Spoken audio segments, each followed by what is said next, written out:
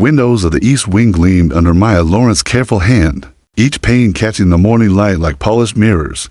She moved methodically, microfiber cloth damp, knuckles aching slightly, but her motion smooth and practiced. It had only been 3 days since she'd started working in the Vale estate, and already she'd memorized the rhythm of the house, the way the air carried sound differently.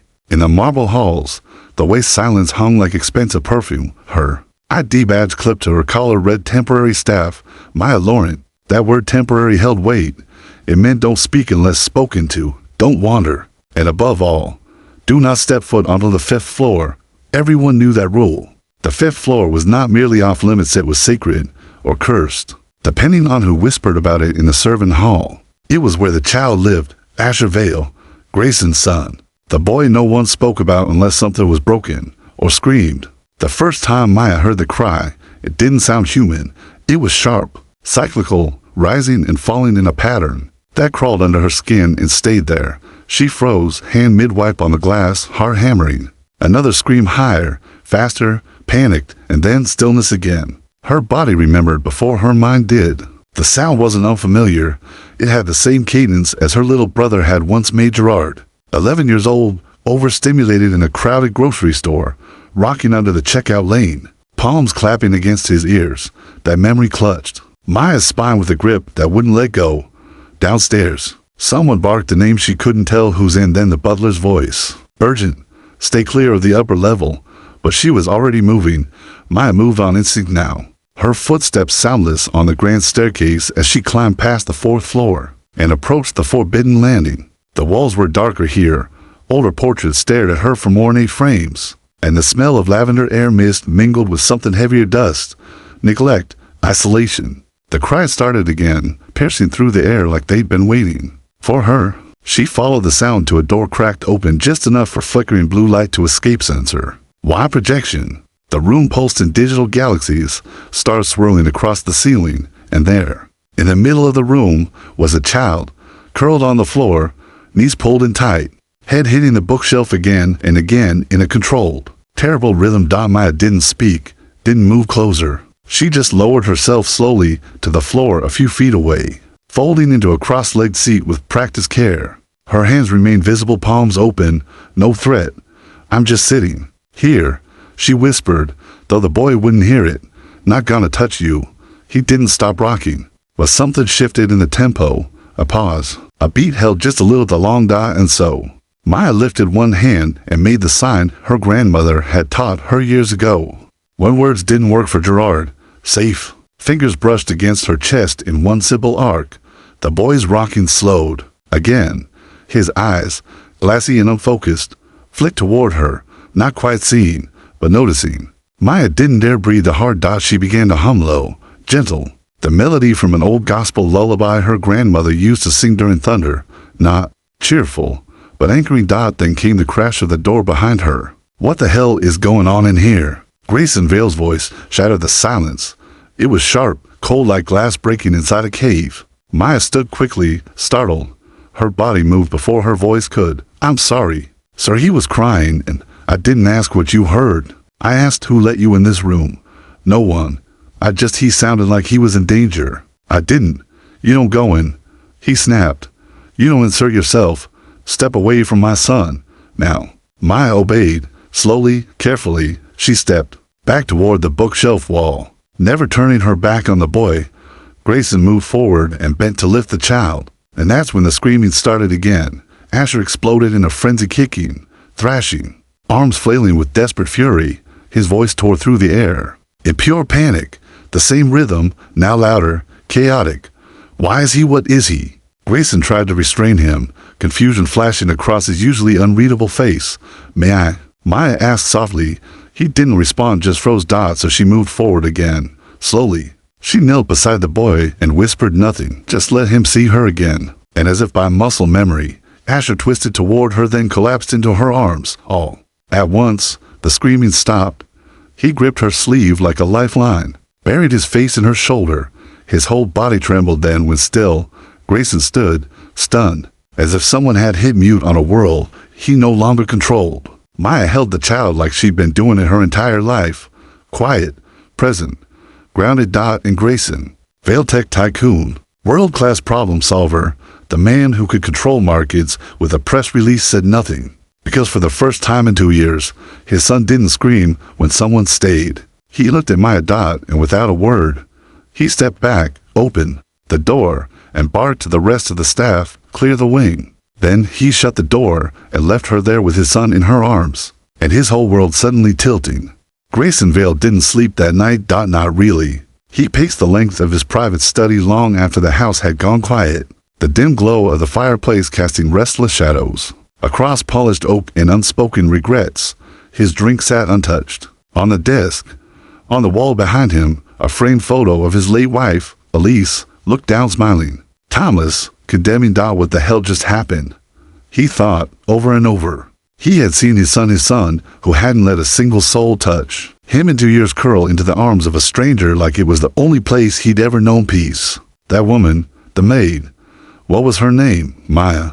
Grayson closed his eyes and sighed again, Asher trembling, then still. The sound of silence after years of screaming. A silence that didn't suffocate, but soothed. He'd spent a fortune trying to.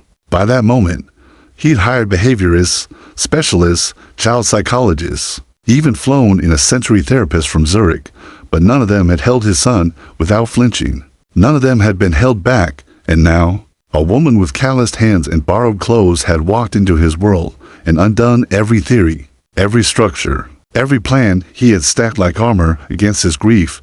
Maya didn't sleep either, but not because of fear. She'd already accepted what she'd done might cost her the job, maybe more. But tonight, holding Asher in her arms, feeling his breathing slow, feeling his fingers grip her sleeve, she hadn't felt like a maid. She'd felt like something else entirely, like a witness to something sacred. She sat by his bedside now. The galaxy projector cast slow-rotating constellations across the ceiling.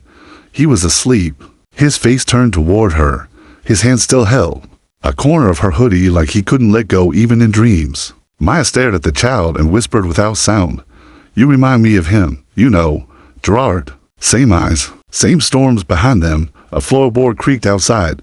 She looked up, expecting the butler instead. Grayson Vale stood in the doorway, not in a suit, just a black sweater, barefoot. His presence was smaller now, still tall, still cut from control but deflated, like someone who'd seen something holy and didn't know how to kneel. "How did you do it?" he asked. Maya didn't stand.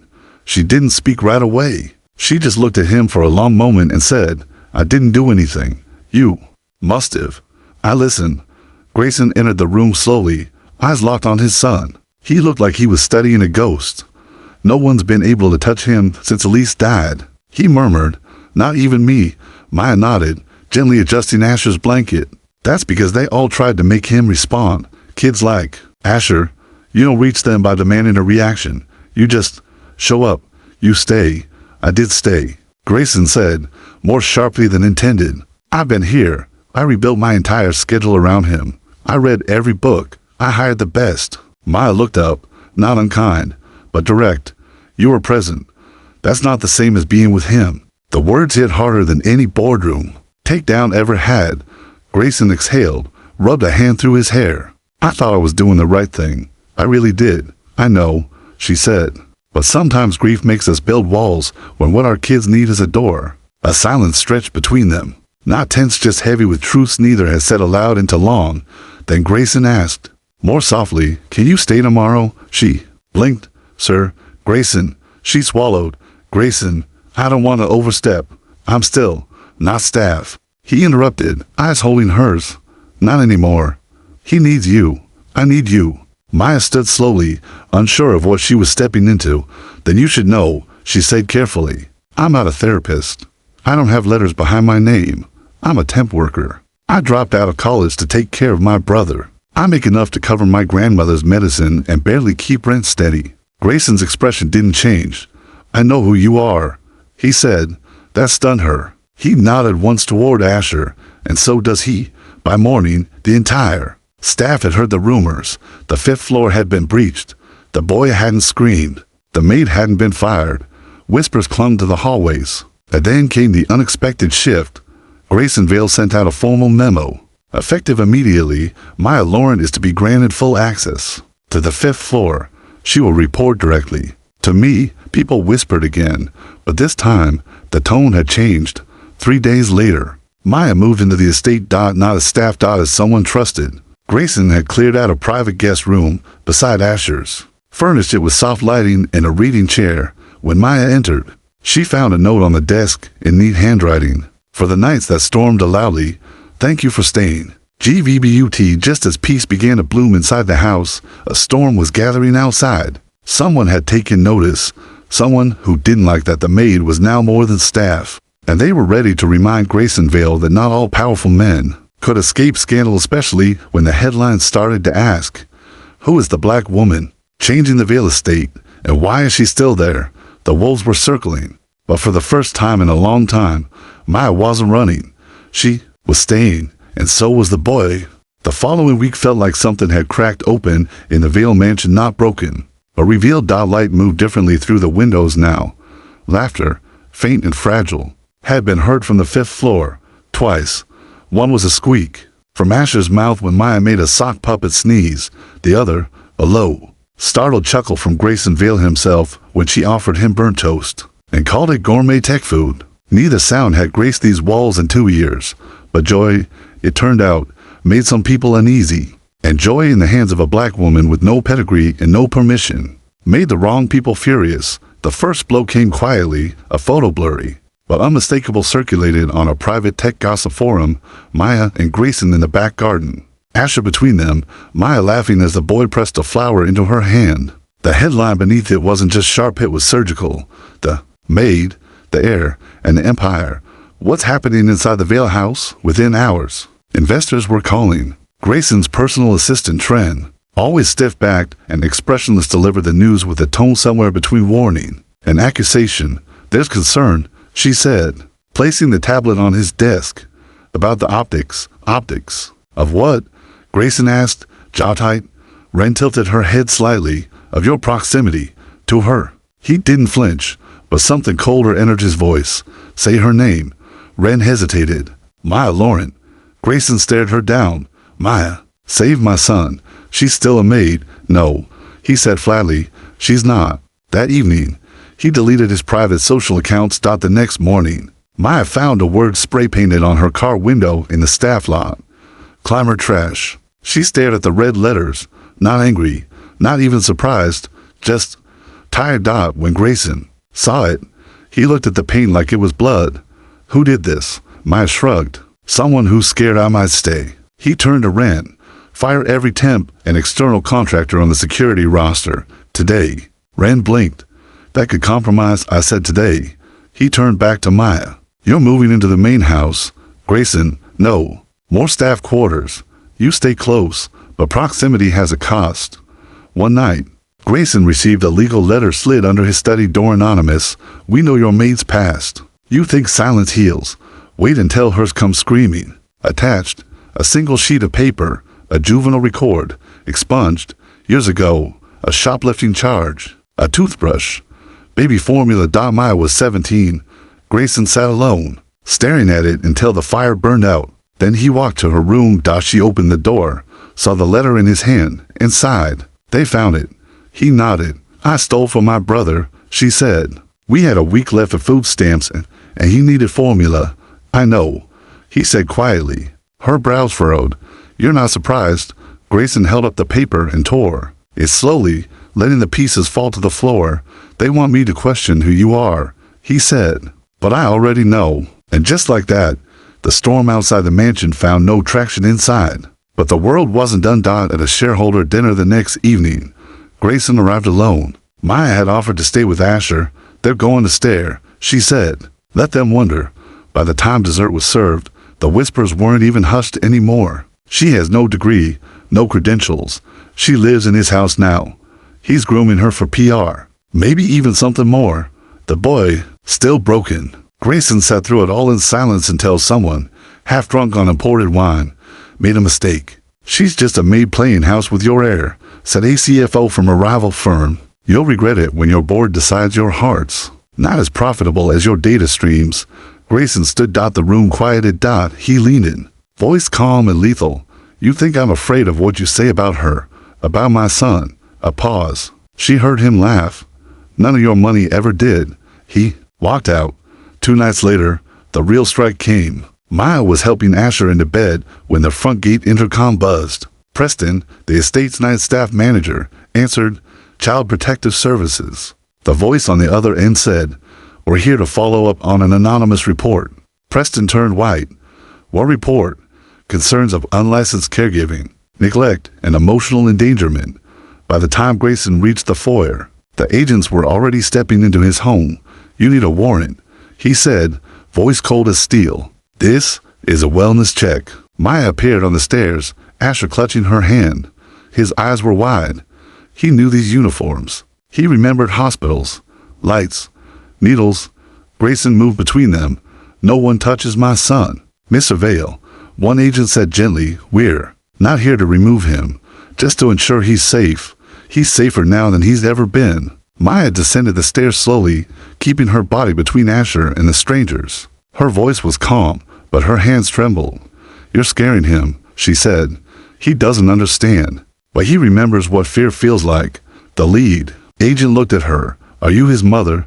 "I'm the one who stayed," she said.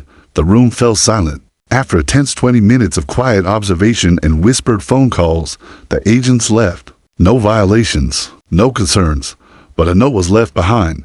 This was a courtesy. "Next time, bring your papers." Grayson stood in the foyer long after they were gone. Then he turned to Maya. "Whoever sent that report doesn't care about Asher," he said. "They want you gone." Maya nodded. "But I'm not leaving," she said. And Grayson, billionaire, tech visionary, builder of empires, whispered back, "Neither am I." But somewhere beneath the vaults of old secrets, behind the clean walls of corporate power, someone else was preparing their next move. Because for them, this wasn't about a boy. It was about control. And Maya, she was a disruption they could not predict, which made her the most dangerous piece on the board, and they were done playing fair. The next morning began with soft rain tapping against the stained glass windows of the Vale estate, rhythmic, calming, like a lullaby for a house that hadn't known peace in years. Asher sat curled beside Maya on the couch in the sunroom, his fingers brushing along the hem of her cardigan, tracing the stitching like it anchored him to something solid. A gentle instrumental track played through the speakers, one of the few sounds that didn't overwhelm him. She signed to him slowly, "Safe, music, you, me." Asher responded by nudging his plush elephant toward her, a gift Maya had brought back from the community center sensory toy drive. Grayson watched from the doorway, unshaven, sleeves rolled, coffee in hand. He looked less like a tech mogul and more like a man slowly learning to live again. Not commanding, not calculating, just present. The rain carried on. The house exhaled, but beneath that stillness, a wire had been tripped. And somewhere beyond the estate, someone was watching. The press firestorm arrived by noon. Grayson's phone buzzed nonstop. Anonymous tips, insider leaks, slanted headlines. Vale heir under unlicensed care. Where's the mother's family? Housemaid or heiress? The unvetted woman inside Vale's empire, source reveals. Maya Laurent hid a troubled history. Why did Grayson Vale look the other way? They hit like sniper fire. Someone had done their homework, dug through every file, every sealed record, every footnote from Maya's life she thought had been buried. Even her brother Gerard's medical history had been twisted into ammunition. Maya Laurent once neglected to file a medication order for her autistic brother, resulting in a seizure. If she couldn't protect her sibling, how could she care for Vale's heir? The article didn't mention that she'd been working double shifts at the time, that she walked 2 miles in the snow because the family car had been repossessed, that she'd held Gerard in her lap for 2 hours waiting for an ambulance that never came. Context didn't sell. Sensationalism did. Who's doing this? Maya asked, her voice like ice as she stood in Grayson's office. He handed her a dossier. Lionel Hatch had compiled a private investigator who'd once worked for the Department of Justice. His beard was gray, his demeanor steady, but his voice cut like truth. Your leak came from inside the building, he said. Grayson stiffened. One of my people. Not anymore.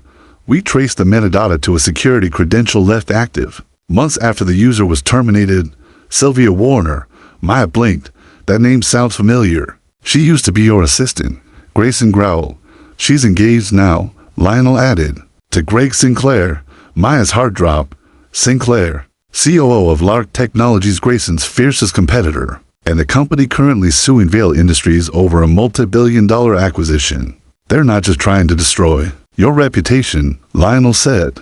They're trying to leverage your son as a liability to tank the merger. If they can make Asher seem unstable and make her look like a danger, they can argue fiduciary negligence. Maya stepped back, breath catching. They're using him. They're using you, Grayson corrected, his eyes dark. Because they can't touch me directly. That night, the estate was put on lockdown. Lionel's team swept the perimeter. Drones, thermal cameras, firewall security tripled. Maya's phone was replaced with a secure device. Her emails were redirected through Grayson's encryption protocol. But they couldn't protect what mattered most, public perception, and the next blow was personal. A fake video surfaced, footage clumsily edited, but plausible, of Maya yelling in a daycare, seemingly grabbing a child's arm roughly. The headlines exploded. New video raises questions about Maid's temperament, inside the mental state of the woman Grayson Vail trusted with his son. The real footage, buried under the smear, showed Maya protecting a child during a lockdown drill. The panic in her voice wasn't aggression, it was urgency. Her grip was to move a boy away from a fire exit as police stormed the school due to a false alarm. But the damage had been done. Sponsors backed out. Board members grew skittish. And then Grayson's attorney called him at midnight. The injunction from Lark is escalating. They want a judge to order Maya removed from the premises until the matter is resolved. Grayson stared at the phone like it was coated in acid. He didn't respond. He went to Maya's door. She opened it, already dressed. She hadn't been sleeping. They want me gone, she said. I know. I don't want Asher to feel abandoned. He won't, Grayson said, because you're not leaving. They'll drag you under if I stay. Then let them try. He stepped closer. I've spent 2 years building walls to protect my son, and in 3 weeks, you taught me that what he really needed wasn't walls at all. It was you. Maya's throat tightened. Grayson, I'm done hiding. We fight. The next morning, he filed a counter lawsuit. He accused Lark Technologies of weaponizing child welfare agencies for competitive sabotage, breach of privacy, and personal defamation, digital surveillance, and character assassination. Was named not as a witness, but as a plaintiff. And suddenly, everything changed. News turned. People paid attention. Because now the maid wasn't the story. She was the sword. That evening, as twilight bled across the sky, Maya stood by Asher's window. He pressed his hand against hers on the glass outside. The world spun in scandal and suspicion. But inside, the boy who hadn't spoken in years signed a single word. Brave. And Maya signed it back. Because they weren't running anymore. They were rising together. The courtroom smelled like cold marble and polished ambition. The air was thick, not just with heat from the cameras flashing at the back of the gallery, but with something heavier, the weight of reputation, the burn of exposure. Maya Laurent stood in silence beside Grayson Vail at the defense table, her hands clenched around a worn notepad. The words she'd written in it were private scraps of her brother's lullabies, notes about Asher's signs, a quote from her grandmother. But today, they felt like a shield. All around her, people whispered her name like a scandal. The billionaires. Maid. The unlicensed caretaker. The liability. But Maya stood straight, not because she felt powerful, but because she refused to be small anymore. Grayson's jaw was tight beside her, his suit perfect, but his posture tense. He had built $1 billion empire on confidence, calculation, and command, and today, none of that mattered. Because today wasn't about stock prices. It was about truth, and truth, Maya had learned, doesn't need a title. It just needs someone brave enough to carry it. Across the courtroom sat Greg Sinclair, co of Lark Technologies, hair slicked back, jaw like a blade. He sat with the confidence of someone who believed morality was optional if the numbers worked. Next to him, Sylvia Warner, former assistant, current fiancée, and the one who leaked Maya's juvenile records, had authorized the welfare call and orchestrated the fake daycare video. Her smile was small, controlled, a razor hidden in lipstick. Judge Celia Monroe entered, silver-haired, no nonsense, a reputation for scorching legal theater down to his bones. She didn't smile. She simply said, "We will hear Vail v. Lark Technologies. This court is not a PR firm. It is a crucible. Speak your truth or burn." The room quieted like someone had turned down the oxygen. Lionel Hatch took the stand first. Grayson's investigator. Former DOI. No flair, just facts. He outlined the entire operation, Sylvia's unauthorized access to Veil internal servers, Greg Sinclair's secret meetings with third-party media groups that coordinated release of character assassination pieces. Within 24 hours of the merger filing, the timing of the CPS report designed to frame Maya as a risk and Asher as unfit to inherit Lark Technologies targeted Ms. Laurent, not because she was incompetent, Lionel said flatly, but because she was inconvenient, because she made their target Mr. Veil look human. The room stirred. Sinclair didn't blink. Sylvia crossed her legs. Grayson leaned toward Maya and whispered, "This is working." Maya didn't answer, because now Judge Monroe was speaking again. "Miss Laurent," she said, "will you testify?" Maya rose. Not quickly, but without trembling. She walked to the stand and sat. A silence fell like velvet. The opposing counsel rose, a tall man with the voice of someone who'd argued for oil companies against spilled oceans. "You are not a licensed therapist, correct?" "No, sir." "You have no formal training in autism spectrum caregiving?" "No, sir." "And yet you placed yourself in the care of a child and heir to one of the largest private fortunes in America with no qualifications." Maya looked straight at him. "I didn't place myself there. I stayed when no one else did." A few murmurs from the gallery. The judge lifted her hand. The attorney pressed harder. "Did Mr. Veil instruct you to step into his son's care?" "No."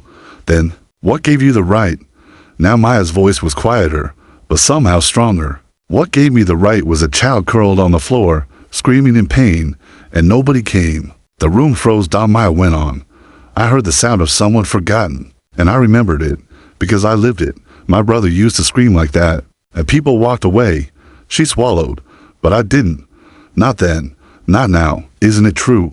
The lawyer said sharply, "that your presence in Mr. Veil's home has created significant reputational harm?" Maya tilted her head. "I think that depends on what you think a reputation is worth. I didn't show up to protect anyone's name. I showed up because a little boy reached for me when everyone else was reaching for paperwork." The lawyer hesitated. "And if you could go back knowing everything that's happened, would you do it again?" Maya's eyes didn't waver. "I wouldn't change a thing." When she stepped down from the stand, the courtroom didn't erupt. It softened. Even the reporters, predators in suits, paused. Because in that moment, she wasn't a maid. She was something else entirely. Witness. Protector. The kind of truth that can't be bought. Grayson took her hand beneath the table, not for comfort, not for show, for respect. And this time, Maya let herself hold it. But the day wasn't over, because the judge wasn't done. "I have reviewed the testimony," she said, "and I find sufficient grounds to rule in favor of the plaintiff, Mr. Veil and Ms. Laurent." The courtroom jolted, but Monroe wasn't smiling. "In addition, this court finds the actions of Lark Technologies to be willfully malicious, bordering on criminal negligence. Double quotes, gasps. She continued, "But one thing disturbs me more than corporate espionage, more than financial sabotage." She turned. "It's the idea that a woman like Maya Laurent, because of her job title, her income, or her race, was assumed to be incapable of love." Silence. "In this courtroom, we saw an old maid. We saw a mother in every way that matters." She turned to Maya. "Thank you for staying, for seeing him." Then the gavel fell, and it was done. Outside, the press swarmed. They shouted questions, demands, accusations, compliments. Maya walked past them all, silent, until one reporter pushed forward and asked the only question that mattered. "Miss Laurent, why didn't you walk away?" When they started to come for you, Maya stopped, looked back, and said simply, "Because he said one word." The crowd quieted. "What word?" She smiled. "Stay." That night, in the quiet warmth of the Veil estate, Maya stood at the edge of the nursery door. Asher lay asleep, a soft white noise machine humming near his bed. His fingers curled around the stuffed elephant. Grayson stood behind her. "You changed everything," he said. "I didn't," she replied softly. "He did. I just listened." Grayson reached for her hand again, this time not in defense, but in hope. And then, from the bed, a sleepy voice rose, barely a whisper, but real. "Mama." Maya turned. Asher stirred. Grayson's breath caught in his throat, and the house, the one, built on control and marble and grief, filled with a sound more powerful than money or power or war. Belonging. And that was the sound of the storm finally breaking. The world didn't go quiet after the verdict. It got louder. Only now, the voices were different. For the first time, Maya's name was spoken not as a scandal, but as a symbol. Headlines that once whispered betrayal now shouted something else. Maya Laurent named guardian of Grayson Vale's son after stunning courtroom victory. The maid who spoke truth. Maya Laurent's testimony stirs national conversation. On child welfare from shadow to strength. The woman who taught a billionaire how to listen. Requests flooded in. Interviews, speaking engagements, even a book deal offer from a high-profile publishing house. Maya turned down most of them because she hadn't done this to be known. She had done it to be present. And the boy she'd fought for, he still needed her. But now, so did others. 3 weeks after the verdict, a letter arrived at the estate, delivered by hand in a cream envelope. The sender, Judge Celia Monroe. Maya opened it at the kitchen table. Grayson at her side, Asher stacking colored tiles between them. In quiet rhythm, Miss Laurent, I would like to formally nominate you for the state's Child Welfare Advisory Board. Your testimony reflected not only moral clarity, but lived truth. We need voices like yours shaping policy not from conference rooms, but from front lines. Celia Monroe. Grayson read it over her shoulder, then smiled gently. They want you to lead. Maya stared down at the words. I never thought I'd be seen like this. You weren't just seen, he said. You were witnessed. Asher sighed happy. Maya nodded, tears threatening. Me too. But while the world outside healed, Maya's past came knocking in a voice she hadn't heard in years. A number lit up her phone screen one morning. Aunt Laverne, the only family she had left. The woman who'd taken her and Gerard in after their mother died. Stern, distant, God-fearing and long silent. She answered. Maya? The voice rasped, lined with years of silence. Baby, I saw you. I saw you on that screen. Standing up there, telling the world who you are. Maya blinked. Annie, I didn't say it enough. But I see you now, and your mama would be shouting from the clouds. You hear me? She swallowed.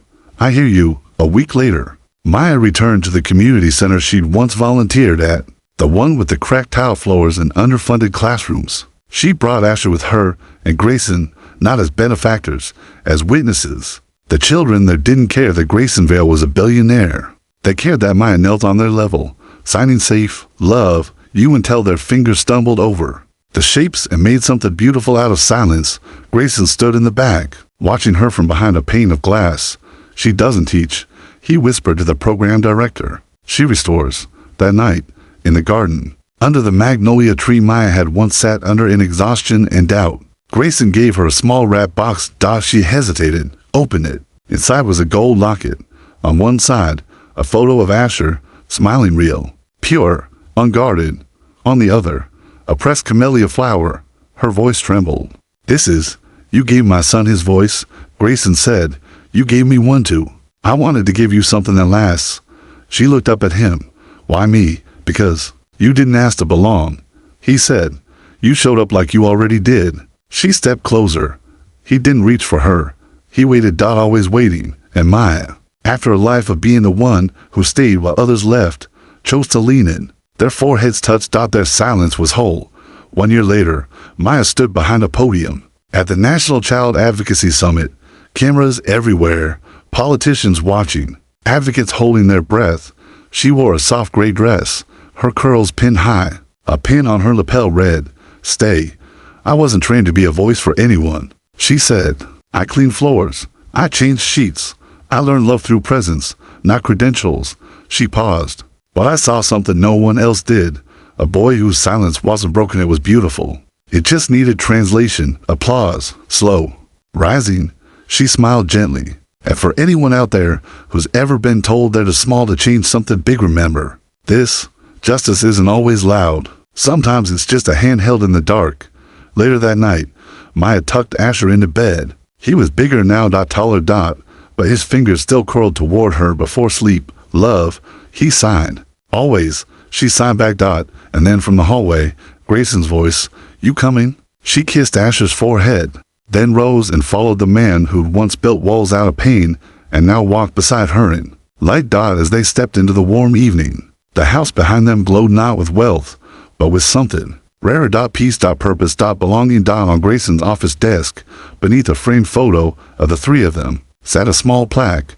Family isn't who you're born to, it's who stays when the storm comes. Maya Laurent, and beside it, etched in soft gold, the boy who taught them all to listen. And just like that, the story that started with a scream ended in a whisper that changed everything.